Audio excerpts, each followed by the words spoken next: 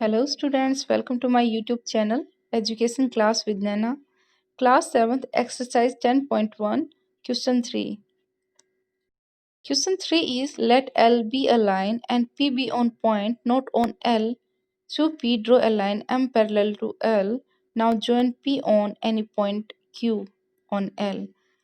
Let L be a line and P be on point not on L means कि एक line है और उसको हमने नाम दिया है एल और एक पॉइंट है जो कि एल पर नहीं है, रैंडमली कहीं और है लेकिन वो एल पर वो नहीं है। तो ये लाइन हमने ड्रॉ कर ली है और इसको नाम दिया है जैसा कि क्वेश्चन में मेंशन है एल। और पी एक पॉइंट है जो एल पर नहीं है, तो इस लाइन पे नहीं है तो हम कहीं पे भी उस पॉइंट को रख लेते हैं और इसका नाम दे दिया हमने P. Now join P on any point Q, L के ऊपर ऑन एल।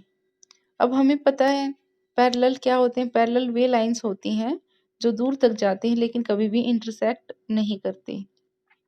अब यहाँ पे एक पॉइंट रख लेते हैं क्यू और पी और क्यू को एक दूसरे से ज्वाइन करवा देते हैं, पी एंड क्यू को ज्वाइन कर देते हैं। अब हमें इसमें मेजर करना होगा एंगल कि कौन सा एंगल है। एंगल बनाने के लिए हम क्या करेंगे, जैसा कि M पैरेलल टू L बनाना है, P को Q से जोड़ना है, तो हम अब M पैरेलल टू L करने के लिए अल्टरनेटिव एंगल के यूज करेंगे कि अल्टरनेटिव एंगल क्या होता है। अल्टरनेटिव एंगल है जैसे P के अगर राइट साइड में जो एंगल बनेगा Q के वो लेफ्ट साइड में बनेगा और Q के राइट साइड में जो एंगल बनेगा वो P के लेफ्ट साइड में बनेगा। तो ऐसे एंगल्स, अब Q के एंगल को बनाने के लिए हम कंपास लेते हैं और कंपास को एक थोड़ा सा उसको वाइड करते हैं। वाइड करने के बाद जितना वाइड यहाँ से है वो ये इस तरह की कुछ शेप बनेगी। तो जितना यहाँ वाइड था उतना ही वाइड P पे भी होना चाहिए, ठीक है, तभी सेम एंगल होंगे। और हमें क्या करना है, अल्टरनेटिव प्रॉपर्टी, यानी कि यहाँ पे Q एंगल है तो यहाँ पे भी Q एंगल होगा। इस बेस पे हमें अल्टरनेटिव प्रॉपर्टी अप्लाई करेंगे इसमें। तो अब हमें पता चला कि Q का एंगल ये है, तो हम इसको सेम एंगल को P पॉइंट पे रख के बनाएंगे।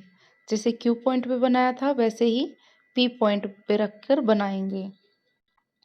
P पॉइंट पे रखने के बाद इसको हम कुछ यहाँ से लेके यहाँ तक घुमाएंगे कंपास को, और जो P पे जो लाइन बनी है यहाँ से एक आर्क बनाएंगे, उतना ही वाइड होना चाहिए जितना ये इसकी दूरी है। इसकी दूरी है ना क्यू के एंगल की जितनी है उसको उतना ही मेजर करेंगे और वहाँ पे एक आर्क बनाएंगे। जब आर्क बनेगा तो इंटरसेक्ट होगा, ये लाइन इंटरसेक्ट हो जाएगी और एक पॉइंट बनेगा। जहाँ से इंटरसेक्ट होगी वहाँ से एक पॉइंट बनेगा और उस पॉइंट को हम P पॉइंट से मिलाते हुए एक लाइन खींच देंगे जो कि L के पैरेलल होगी, ठीक है, L के पैरेलल लाइन होगी जिसको नाम दिया गया है M। Next, choose any other point R on M, यानी कि M पैरेलल लाइन पे एक क्या रखना है, R पॉइंट रखना है। यहाँ पे कहीं पे भी रख सकती हूँ मैं, लेकिन मैं यहाँ पे पॉइंट रख दिया और इसका नाम दिया हमने R। अब यहाँ पे कोरस्पॉन्डिंग प्रॉपर्टी लगेगी, यानी कि P के सेम साइड में, यानी कि जो लेफ्ट साइड में एंगल बना है वही लेफ्ट साइड में R के एंगल बनेगा। वही एंगल यहाँ पे बनना है। ठीक है, तो हम क्या करेंगे, जितना पी पे एंगल बनाया था उतना ही आर पे भी एंगल बनाएंगे। यहाँ से रखते हुए एंगल बनाएंगे तो कुछ ऐसा बनेगा। और फिर जहाँ से एम लाइन गई हुई है वहाँ से हम इसको मेज़र करते हुए आर्क लगा देंगे। कौन से पॉइंट से, आर्क के साइड में, जो जहाँ से ये जॉइन हुई है लाइन वहाँ से जब हम आर्क लगाते हैं तो कुछ इस तरह से बनता है। जो ये लाइन है पहले आर पॉइंट पे रखा और जो ये आर पॉइंट टच हो रखा है लाइन से उससे फिर हमने आर्क लगाया तो यहाँ पे एक पॉइंट बना। और उस पॉइंट को हम कहाँ ज्वाइन करेंगे, यहाँ पर ज्वाइन कर देंगे, इस लाइन तक ज्वाइन करेंगे।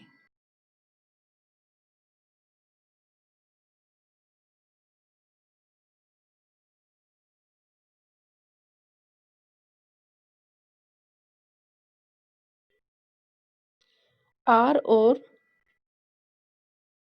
पॉइंट तक मिला देंगे और उसको नाम देंगे हम एस, जो कि एल पे होगा। ये और ये एंगल, ये और ये एंगल सेम होना चाहिए। ये एंगल और ये एंगल,